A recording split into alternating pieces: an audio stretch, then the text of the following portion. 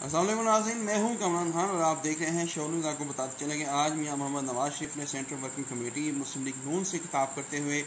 जो है इदारों पर तनकीद की है। उनका ये कहना है कि पाकिस्तान के अंदर इस वक्त जो जमहूरी हुकूमत है यानी पाकिस्तान तहरीक इंसाफ, उसको लाने वाले लोग इसके ज़िम्मेदार हैं। वो बातों बातों में तनकीद कर जाते हैं पाकिस्तान आर्मी पे, पाकिस्तान की अदलिया पे। यहाँ सवाल ये पैदा होता है कि जनरल आसिम सलीम बाजवा जो कि इस वक्त सीपैक के चेयरमैन है, उनके हवाले से उनका ये कहना था कि आसिम सलीम बाजवा जो है वो कमाएँ तो वो नेक हैं, उनके ऊपर कोई सवाल नहीं उठते, जबकि अगर मियां नवाज शरीफ यही पैसा कमाएं तो उनके ऊपर सवाल उठते हैं। ये बहुत ही इंटरेस्टिंग और इकोनॉमिकल और फाइनेंशियल जो है एनालिटिक्स के हवाले से एक क्वेश्चन है, और बिल्कुल हमारी पॉलिटिक्स में ये बात होनी चाहिए कि जो लोग सियासत ज्वाइन करते हैं, जो लोग पब्लिक ऑफिस ज्वाइन करते हैं, उनको बिलाशुबा जो है किसी भी जो है रोक टोक जो है उन पर तनकीद जो है हो सकती है, उनसे सवाल पूछा जा सकता है, क्योंकि यही जमहूरियत का असूल है। अगर जनरल आसिम सलीम बाजवा इस वक्त पाकिस्तान तहरीक इंसाफ में हैं और पाकिस्तान मुस्लिम लीग नून में जनरल क्यूम जो हैं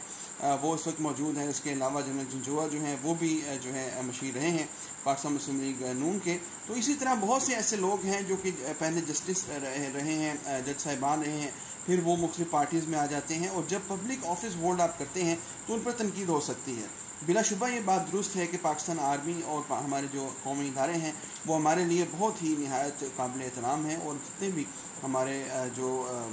भी हमारे अफसरान हैं वो हमारे लिए काबिल कदर, काबिल जो है इज़्ज़त मौजूद हैं। इसीलिए कहा जाता है कि अगर आपका ताल्लुक़ किसी ऐसे कौमी इदारे से है कि जो हमारी इज़्ज़त और हमारे वक़ार का जो है ज़ामिन है, तो उसके बाद आपको सियासत कम से कम ज्वाइन नहीं करनी चाहिए, क्योंकि सियासत में आकर जो है